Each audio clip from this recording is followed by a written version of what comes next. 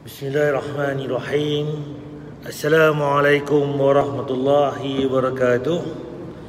Innal hamdalillah nahmaduhu wa nasta'inuhu wa nastaghfiruh wa na'udzu billahi min shururi anfusina wa min sayyiati a'malina. Man yahdihillahu fala mudhillalah wa man yudlil fala hadiyalah. Asyhadu an la ilaha illallah wahdahu la syarikalah wa asyhadu anna Muhammadan abduhu wa rasuluh. Amma ba'd.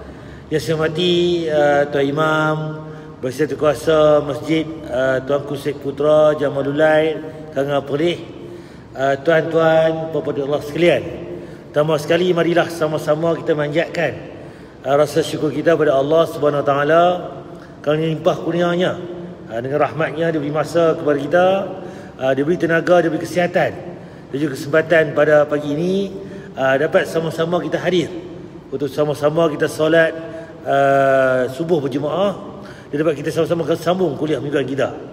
Untuk tuan-tuan, hari ini tarikh 8 Januari bersamaan dengan 24 Jamadil Awal, dan tajuk kita ini berkaitan masih dalam bab jihad, yang mana tajuk kita ni kita akan sentuh pada hari ini, haram membunuh wanita dan anak-anak. Cerita dia ada Nabi beritahu dalam dalil sahih, tuan, Nabi larang kita bunuh wanita dan anak-anak ni. Kalau nak perang ni, perang askar dengan askar aja. Tak ada kata kita pakai beg galas bom pi dalam bah meletup satu bah tu. Nampak tak yang dibuat lawan ni, terorismenya tu, nampak tak betul. Yang mana yang sahihnya nak lawan betul-betul askar dengan askar. Itu tuan. Tak ada kata kita pi bunuh orang perempuan, pi bunuh budak-budak, orang tua, kita pi serang gereja, pi serang kuil. Tak ada tuan. Nabi larang benda tu. Sebab apa? Perang ia kalau perlu, tapi bukan sampai tahap menyiksa, kejam dan sebagainya. Kita tahu apakah dalil, apakah hujah yang Nabi bawa pada kita. Nampak? Nak berperang pun kita ada adab. Bukan main pakai lawan gitu saja. Semua tu sebab apa? Semua tu ada dalil, tuan. Okey, sebelum saya nak pergi ke tajuk kita hari ini, kita akan tengok sikit tentang cara menghapus dosa. Macam mana nak pergi hilang dosa, tuan-tuan? Mudah, tuan-tuan. Iaitu hapus dosa dengan senyuman. Pagi ni, tuan-tuan, muka kita kenyeh sikit, senyum sikit. Senyum kan boleh berubat, tuan. Berapa ramai orang kita mungkin boleh nak kenyeh pun muka tak pernah senyum pun, tapi nak senyum tak jadi, tuan-tuan. Sebab senyum ni dia kena semula jadi. Dia main daripada hati kita, baru dia main senyuman yang ikhlas sebagainya. Rupanya senyuman ni penyebab, tuan-tuan, dosa kita diampun rupanya. Apakah dalil dia, tuan-tuan? Kita ulang kaji sikit. In tansurullaha yansurkum wa yuthabbit aqdamakum. Di antara ajaran adab yang diajarkan oleh Islam kepada kita kaum muslimin adalah untuk menampakkan senyuman ketika kita berjumpa dengan saudara kita lainnya. Antara adab ni ada banyak dari Islam kita ni. Salah satu dia apa? Kita berjumpa dengan sahabat kita, saudara kita, jiran kita, kan? Muamalah kita tu kita senyum, dan itu yang dianjurkan dalam Islam. Menampakkan senyuman kita di hadapan teman kita, rekan kita, dan saudara-saudara kita kaum muslimin lainnya. Dan yang amat disayangkan adalah banyak di antara kita, di antara kaum muslimin yang melupakan adab yang satu ini atau bahkan meremehkannya. Setengah orang ni buat apa nak senyum, ustaz? Dia tak muka dia pun muka bengih, muka sebek muka ni. Takkan nak senyum kat dia. So dia sebek balik, dia jegi balik kita. Kita doa asal lagu tu. Tak, tuan-tuan. Kalau dia ke mana pun, kita yang mula senyum. Dia nak balas balik senyuman ke, nak jegi ke, nak cengih ke, itu cerita lain. Tapi kita yang mulakan dengan senyuman. Itu yang Islam suruh, tuan. Padahal Rasulullah SAW di dalam sebuah hadis yang sahih diriwayatkan oleh Muslim, beliau pernah bersabda, janganlah engkau pernah meremehkan sedikit pun dari amalan-amalan kebajikan, walau itu hanya dengan menjumpai menemui saudaramu dengan wajah yang ceria, dengan senyuman di wajah kita. Hadis Muslim. Jangan buat remeh, benda simple saja. Banyak lagi ada adab lain. Tapi bab senyum ni kita jual mahal, kita berkira nak kenyeh ke orang, nak senyum ke orang. Kalau kita, tuan-tuan, marah-marah pun kalau tengok muka dia, aku tak jadi marah kat dia. Muka senyum, senyum, cereneh, kan? ceria kan, dia boleh menceriakan orang tuan. Tapi tak, kalau kita ni duk marah-marah ni, tengok muka dia pun kita marah, tambah lagi panas lagi sebenarnya. Jadi senyuman ni perlu tuan. Hadis Muslim. Maka di dalam hadis yang mulia ini Rasulullah SAW memperingatkan kita sekalian agar jangan pernah meremehkan senyuman meskipun itu adalah sesuatu yang ringan. Karena apa? Karena senyuman adalah dapat menghasilkan pahala bagi pelakunya. Sebagaimana Rasulullah SAW pernah bersabda, senyuman tadi boleh pahala. Okey, kalau kata boleh pahala, apa dalil dia? Kita rujuk balik. Senyummu di hadapan saudaramu merupakan sedekah. Ini dari sahih hadis Tirmizi, senyummu di hadapan saudaramu merupakan sedekah.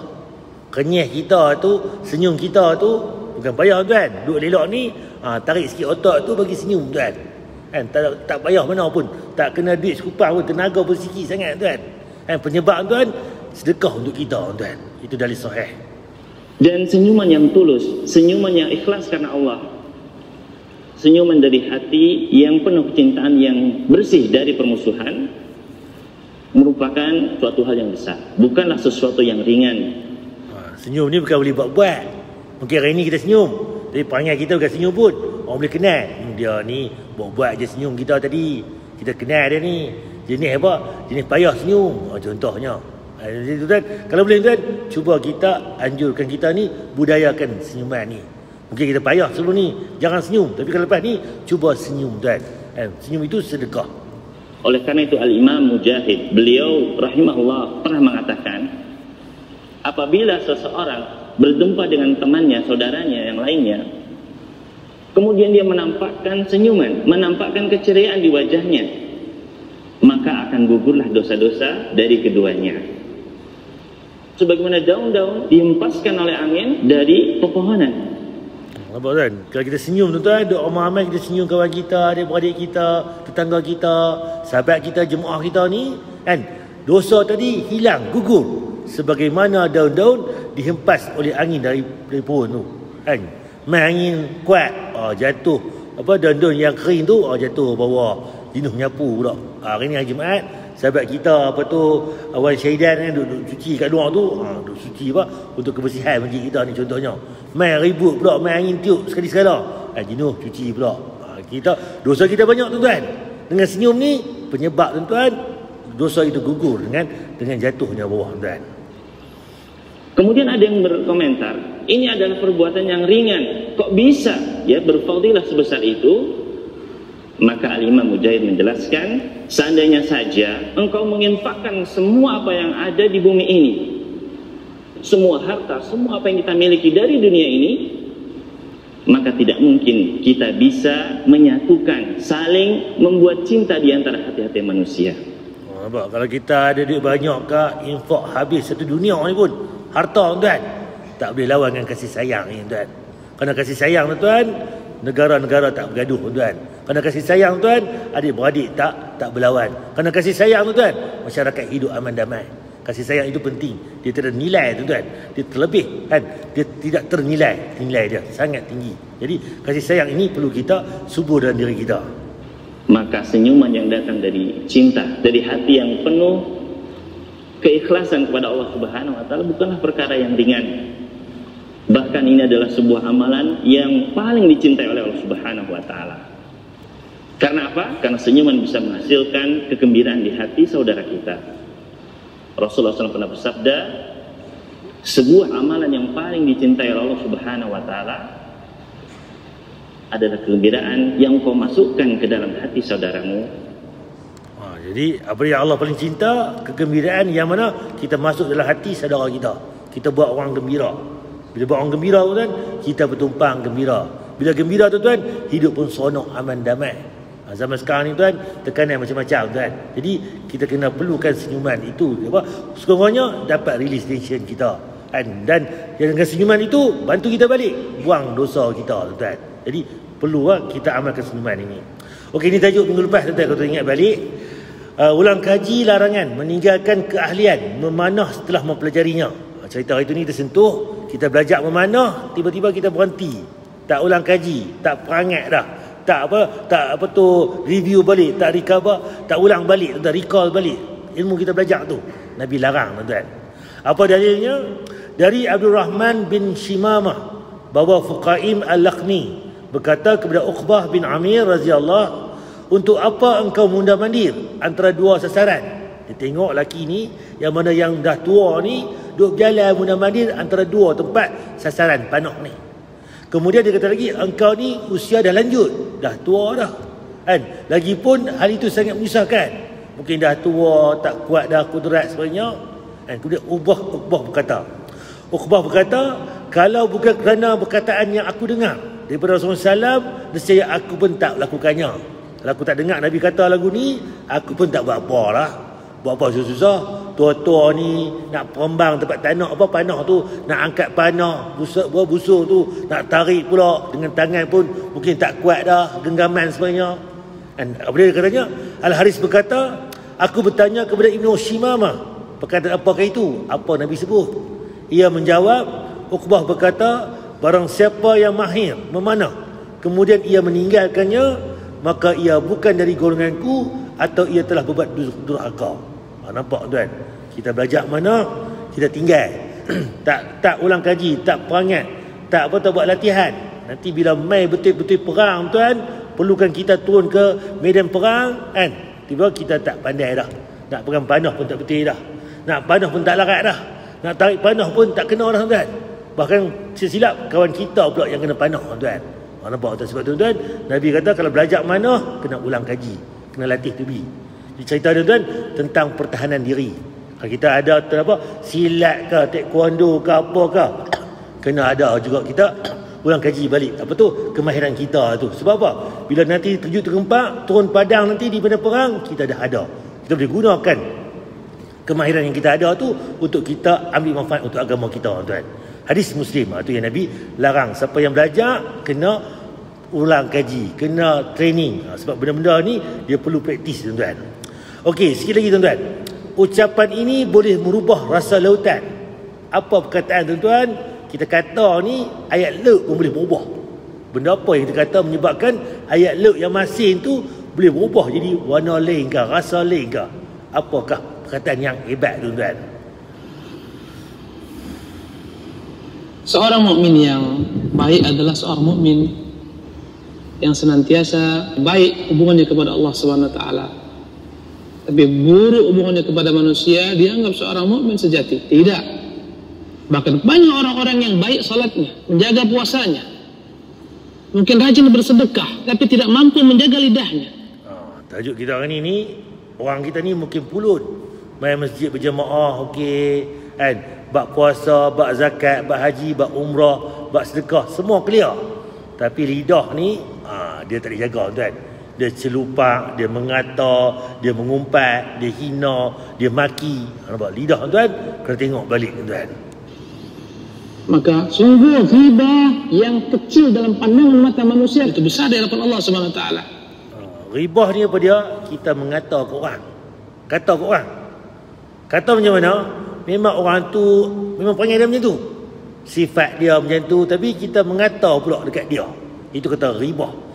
Fitnah ni memang tak ada dekat dia. Tiba-tiba kita bubuh, tempek kat dia. Dia buat ni, dia buat ni. Jangan dia tak buat. Itu fitnah. Ghibah ni memang perangai dia sekian-sekian dan perwatakan dia macam mana, kita duk mengata kat dia. Itu ghibah, tuan. Benda ini Allah sangat marah. Bahkan pernah suatu ketika Rasulullah SAW bersama Aisyah radhiyallahu tabaraka wa ta'ala anha. Maka tatkala mereka dalam kebersamaan, datanglah Safiyah. Kemudian Rasulullah sallallahu alaihi wasallam berbincang-bincang dengan Safiyah, pada Aisyah. Selepas itu Safiyah pun pulang. Tatkala Safiyah pulang, Rasulullah menyebutkan keutamaan Safiyah. Tatkala Safiyah radhiyallahu anha warḍaha dipuji Rasulullah di depan Aisyah radhiyallahu anha warḍaha, maka dia Aisyah radhiyallahu anha warḍaha cemburu membakarnya, membuat dia mengucapkan suatu ucapan dengan bahasa isyarat. Tuan, dia Aisyah ni mai Safiyah jumpa Nabi, dia bersama tadi tu berbincang, sembang-sembang. Balik saya Safiyah, Aisyah ni dia jealous, cemburu dengan Safiyah ni. Apa disebut tuan? Maka berkatalah ibunda kita Aisyah radhiyallahu anha, Ya Rasulullah, cukuplah bagimu Safiyah, dia itu seperti ini. Dia kata, ya Rasulullah, cukuplah, jangan puji apa tu tinggi sangat Safiyah ni, dia ni seperti ini. Dia sebut ini tu dia tuan. Maksudnya kata Aisyah, cukuplah bagimu ya Rasulullah, Safiyah itu pendek. Dia mengata tuan, dia tak puas hati dengan Safiyah ni. Safiyah ni memang apa tu, susuk badan dia tu memang rendah sikit, dia ni pendek. Dia kata pendek. Sedangkan ketika tu memang dia pendek pun, tapi dengan apa? Dengan perkataan dia hina, dia marah tuan, Safiyah ni pendek. Maka seketika Rasulullah SAW mengingatkan, sungguh engkau telah mengucapkan satu kalimat, wahai Aisyah, jikalah kalimatmu ini dimasukkan ke dalam air laut, sungguh kalimatmu ini akan merubah rasa lautan. Nampak tuan, perkataan itu kan, kita keji orang, kita hina orang kan. Kita sekali tak, kan apa pun ustaz, memang dia pendek pun, pendek biasa, tak ada masalah. Nabi mana ni? Saya nak pergi rumah Pak Mat Kenuri. Uish, Pak Mat mana ni? Pak Mat lah, Pak Mat tu, Pak Mat laju. Contohnya dia kata, Pak Mat apa? Pak Mat panjang. Contoh, sebab Pak Mat ada banyak. Dia nak terangkan Pak Mat mana? Ada banyak Pak Mat. Oh, ni Pak Mat Simpui, ni Pak Mat panjang, ni Pak Mat apa. Jadi itu gelaran nak pergi apa? Nak pergi kenal. Tapi kes ini pula bukan dia saja nak pergi kenal, dia dah peli, dia marah. Buat apa kau dengan dia? Dah lah pendek. Nampak? Dah lah pendek sekali. Dah lah dia ni cengeng kan? Dah lah. Jadi kita hina tuan-tuan. Itu perkataan itu menyebabkan kalimah tadi kalau letak dalam lautan boleh berubah laut tadi. Nampak kata betapa besarnya ancaman yang Nabi kata jangan kita mengata ke orang, yang kita hina orang tuan-tuan. Ini menggambarkan kepada kita bahwasanya hak seorang muslim itu besar di hadapan Allah Subhanahu wa taala. Maka menghibahnya, menyebutkan kejelekan tentangnya bukanlah perkara kecil. Jadi ribah ni benda yang besar tuan, yang kita duk mengata ke orang. Jadi kena berhati dengan mulut kita ni. Okey, tajuk kita hari ni tuan-tuan, bab jihad, haram membunuh wanita dan anak-anak ni. Macam dalam perang ni tak boleh bunuh wanita dan anak-anak. Apa dalilnya? Dari Abdullah bin Umar radhiyallahu anhu, ia berkata, aku mendapati seorang wanita yang terbunuh dalam sebuah peperangan bersama Rasulullah SAW. Jadi ada seorang wanita ni terbunuh dalam peperangan bersama Nabi SAW. Kemudian beliau melarang membunuh kaum wanita dan anak-anak dalam peperangan. Bila jadi lagu tu, Nabi pesan jangan kita bunuh kaum wanita dan anak-anak dalam perang. Hadis Bukhari Muslim sahih. Dalam riwayat lain disebut Rasulullah SAW mengecam keras pembunuhan terhadap kaum wanita dan anak-anak. Hadis Bukhari dan Muslim juga. Nampak? Jadi nak beritahu tuan-tuan, kita kalau kita perang tuan-tuan, askar dengan askar saja. Tak perlu kita babitkan orang awam, orang ramai. Yang mana kalau dia wanita pula, kanak-kanak pula, mungkin orang tua sebenarnya. Jadi semua tu ada adab yang Nabi bawa pada kita tuan-tuan. Sebab perang ni bukan kali seronok perang, kita tegakkan agama Allah. Itu tujuan kita tuan-tuan. Okey, yang kedua, dari Buraidah radhiyallahu, ia berkata, Rasulullah SAW bersabda, berperanglah fi sabilillah, peranglah kerana Allah Taala dengan menyebut nama Allah, Allahu Akbar. Perangilah orang-orang yang kafir kepada Allah. Kalau ada orang kafir, kita perangi. Berperanglah dan janganlah mencuri harta rampasan perang. Kalau perang pula, jangan lebih curi harta rampasan perang. Ghanimah orang panggil. Jangan berkhianat, jangan kita khianat pula. Jangan mencincang mayat. Kalau kita bunuh orang, bunuh musuh tu, bunuh sekaligus. Jangan bagi dia seksa. Tikam sekali je mati terus. Kalau tembak pun tembak sekali. Jangan duk pergi rodok pula, duk cincang pula, duk siap pula. Islam bukan lagu tu. Dia bunuh cukup, itu saja. Tak ada kita mendera dia, menyeksa si mayat itu, si mati itu. Dan yang akhir sekali, dan janganlah membunuh anak-anak. Ini cerita dia, Nabi larang kita bunuh anak-anak. Dalil tadi apa? Wanita dan anak-anak. Hadis Muslim tuan-tuan. Dalil yang ketiga, dari Rabbah bin Rabi'ah radhiyallahu, ia berkata, kami bersama Rasulullah SAW dalam sebuah peperangan. Jadi satu ketika tu sahabat-sahabat ni duduk dengan Nabi dalam sebuah peperangan. Beliau melihat orang-orang berkumpul mengingini sesuatu. Nampak ramai orang duduk keliling benda tuan. Lalu beliau pun mengutuskan seseorang untuk melihat pasal apa duk kaum tu duk berhimpun tu. Beliau berkata, cuba lihat mengapa mereka berkumpul. Tidak lama kemudian orang itu pun kembali dan berkata, mereka berkumpul menyaksikan mayat seorang wanita terbunuh. Yang mereka kubur ramai-ramai tadi, mereka nampak ada dalam mayat tu, dalam banyak-banyak mayat, ada mayat seorang wanita. Beliau berkata, bukan mereka yang harus dibunuh, bukan bunuh budak orang perempuan ni. Nabi tegur. Ketika itu pasukan dipimpin oleh Khalid bin Al-Walid. Lalu Rasulullah SAW pun memutuskan seseorang dan bersabda, katakanlah kepada Khalid, janganlah membunuh wanita dan jangan membunuh pegawai ataupun buruh dan hamba sebagainya. Hadis sahih Abu Daud, Ibnu Majah, Ahmad, dan Al-Hakim, Ibnu Hibban, Abu Ya'la At-Tabrani dan Al-Bahaqi. Hadis sahih. Dan jadi cerita dia, jangan kita bunuh wanita, anak-anak. Sebab kes ni Khalid Al-Walid ni peperangan geng-geng dia tuan, pergi bunuh tuan, mungkin terbunuh ke sebagainya. Dah tahu kata terbunuh orang perempuan tadi, Nabi pesan jangan kita bunuh wanita ni. Nampak tuan. Kemudian jangan kita bunuh pula apa tu pegawai ataupun buruh, hamba sebagainya. Maka dalil sebut kalau dia ni bawa senjata, tak bunuh pun, tak perang pun sekarang ni, dia kat askar, dia pembawa senjata pun jangan bunuh mereka ni. Itu ada dalil tuan.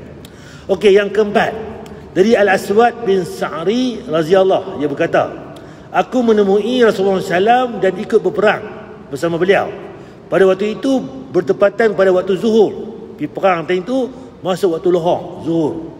Kemudian anggota pasukan bertempur dengan hebat sehingga mereka membunuh anak-anak, dalam riwayat lain dengan lafaz zuriyah. Sampailah berita itu kepada Nabi SAW. Lepas lawan-lawan dengan budak-budak pun bunuh kan. Itu yang berlaku kan. Kemudian sampai berita itu kepada Nabi. Beliau bersabda, mengapa orang-orang itu melampaui batas dalam peperangan sehingga membunuh anak-anak? Nak perang, ia perang, bukan bunuh anak-anak. Seorang lelaki berkata, wahai Rasulullah, sesungguhnya mereka adalah anak-anak kaum musyrikin. Jadi yang dengar tu Nabi, ada yang dengar kata Nabi tu, dia kata, ya Rasulullah, yang kami bunuh ni bukan anak orang Islam, anak orang musyrikin. Mereka ni kan jahat ni. Itu kata-kata lelaki tadi. Rasulullah SAW menjawab, ingat, sesungguhnya orang-orang terbaik daripada kamu adalah orang anak-anak kaum musyrikin. Nampak? Terbaik antara kamu ni anak kaum musyrikin. Sebab apa? Anak orang kaum musyrikin ke, anak kaum Buddha ke, Hindu ke, siapa-siapa ke, dia fitrah, dia bersih kan. Sebab ayah dan mak dia yang mencorakkan dia jadi apa kan. Jadi kecil-kecil ni walaupun dia ni ayah dia Yahudi ke Nasrani, tapi budak-budak ni fitrah dan sebenarnya. Bila dia balik nanti, dia anut betul agama yang demikian, baru dia akan ada dosa dan pahala dan sebagainya. Sebab tu budak-budak ni walaupun anak orang musyrikin ni, dia lebih baik daripada kamu. Itu Nabi sebut tuan. Kemudian Rasulullah SAW pun bersabda, ingat, janganlah membunuh anak-anak. Janganlah membunuh anak-anak. Nabi ulang 2 kali. Beliau juga bersabda, setiap jiwa terlahir di antara fitrah, di atas fitrah, sehingga ia mampu mengungkapkan sendiri dengan lisannya apa yang ada dalam hati dia. Lalu kedua orang tuanya lah yang menjadikan dia Yahudi atau Nasrani. Budak-budak ni fitrah. Bila dia dah besar nanti, dia yang pilih agama mana yang dia nak tu, yang dia anut tu. Sebab apa? Atas apa? Ajakan mak ayah dia Yahudi ke ataupun Nasrani. Cerita dia budak-budak ni fitrah dan sahih hadis An-Nasa'i dalam Al-Kubra, Ahmad, Al-Hakim dan Bahaqi. Okey, sikit tuan, nak sentuh sikit, iaitu bahkan dalam perang ni Nabi ajak kita pula apa ada adab dan etika ketika perang ni. Antaranya apa dia tuan-tuan? Kalaupun perang tidak dapat dielakkan, duk ejah-ejah nak kena perang juga. Kalau boleh tu elak peperangan, kita panggil untuk musyawarah, berbincang kan. Tiba-tiba tak boleh juga nak kena perang, baru perang tuan. Cuma dalam ni disebut jangan membunuh orang tua, wanita, anak kecil, jangan melakukan mutilasi, jangan kalau harus membunuh atau lakukan tanpa menyiksa kan. Kalau patut bunuh, sekali bunuh saja. Kalau pancung terus mati, tikam terus mati, tembak terus mati. Itu bukan kata tikam kut kaki dulu bagi cedera, boh kat jabah, boh kat perut pula sikit, boh kat leher sikit belah ni, tak ni lagi. Kita jangan buat lagu dulu kan. Sebab apa? Islam melarang kita menyiksa musuh kita. Surah Surah Muhammad ayat 4. Kerana itu cara yang cepat untuk menghabiskan nyawa seseorang. Jadi sebab tu tuan, kalau tengok peperangan, dia pancung. Kejam ni ustaz. Bukan kejam. Sekali pancung tu mati terus. Clear. Itu tujuan dia. Bukan kata ustaz kejam ni pancung orang. Tak, sebab Islam ni kan, dia tak mau kita menyiksa si betul si musuh tu tuan. Jangan juga menebang pokok ataupun meruntuhkan bangunan. Nak pi lawan perang, pi bom bangunan tu, pi bom kan, buat khonak tak lain kan. Kalau nak bunuh askar saja, tak ada kata pi rosak-rosakkan apa yang ada di sekeliling tu. Nampak tak? Jadi itu Islam jaga betul-betul. Sahabat Nabi Huzaifah bin Ibnu Al-Yaman bersama ayahnya pernah ditawan oleh kaum musyrikin Mekah. Huzaifah ni dan ayah dia pernah bila ditawan oleh kaum musyrikin Mekah. Lalu dibebaskan dengan syarat tidak akan berpihak kepada Nabi jika terjadi peperangan. Jadi orang musyrikin ni dia tangkap Huzaifah ni dengan ayah dia. Kami lepaskan kau, lepas ni dengan syarat engkau tak pi perang dengan Nabi. Itu dia punya perjanjian dia.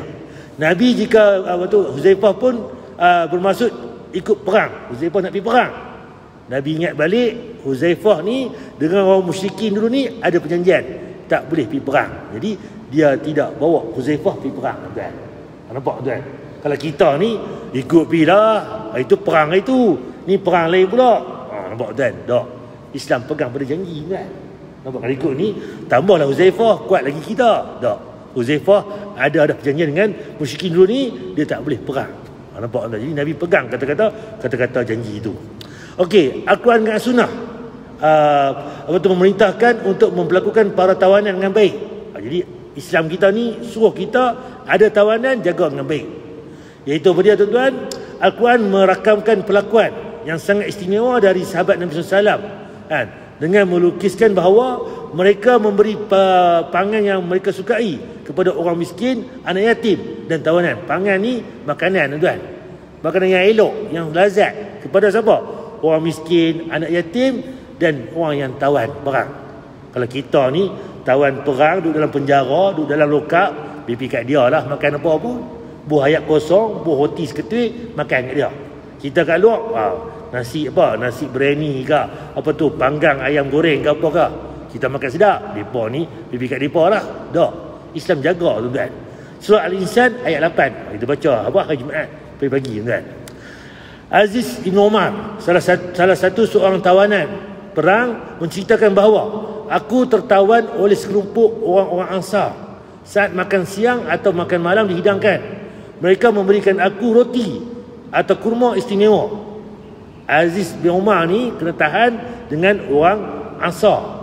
Bila main makan siang atau makan malam, orang bagi dia makanan hebat, roti dan kurma yang istimewa. Sedangkan mereka sendiri, askar-askar tu pun makan kurma biasa. Macam kita lah, kurma apa? Kurma yang sekilo RM8. Oh ni kilo ni ajwa ni, kurma Nabi berapa puluh, 100 lebih ni. Bagi kurma tu kan. Aku malu, maka aku kembalikan roti itu kepada mereka, namun mereka tetap memberiku. Nampak tuan? Orang Islam kita tahan orang kafir ni, bagi makan elok-elok, sedap kan. Bahkan dia pun tengok pula, kesian balik yang depa ni pula, yang orang Islam kita ni makan lekeh-lekeh je. Walaupun tawanan perang, memuliakan juga kan. Sebab akhlak tu menyebabkan mereka ramai yang masuk Islam. Kita ni hang tetok kawan aku tadi, tunggu sat, nampak tuan, kita akan marah kan. Perang nampak di promosional tuan. Perang kerana agama. Dengan perang tuan, boleh ajak orang masuk Islam tuan sebenarnya. Itu dia punya hikmahnya. Okey, jadi saya rasa Ustaz, saya boleh dekat ni, insya-Allah tajuk kita hari ni berkaitan dengan jihad ni. Cerita dia, jangan kita bunuh orang perempuan ataupun kanak-kanak. Kalau orang tu duduk di gereja, di kuil, takut lari pergi gereja kuil, tak perlu kita pergi sabu, pergi bom gereja kuil. Islam melarang tuan. Nampak tuan? Islam menjaga dia punya adab-adab sebenarnya. Dia ada garis panduan, bukan main ikut suka tuan. Yang berlaku lah ni, itu bukan Islam tuan. Itu topeng yang di sebalik Islam. Sebab tu jadi mengaitkan kita agama kita. Bahkan kita pun tak tahu benda tu orang Kristian ke, orang kafir ke, mereka mungkin mengada-adakan benda tu sebagainya. Dan wallahu alam, kena berhati-hati. Agama kita dia ada garis panduan walaupun perang kan. Dan wallahu alam. Tuan nak tanya apa untuk tajuk kita hari ni berkaitan dengan jihad. Saya berhenti dekat ni. Kita ulang kaji kan. Apa nak? Kenapa saya berhenti dulu, insya-Allah kita jumpa pula pada minggu depan. Subhanakallahumma wa bihamdika asyhadu an la ilaha illa anta. Assalamualaikum warahmatullahi wabarakatuh.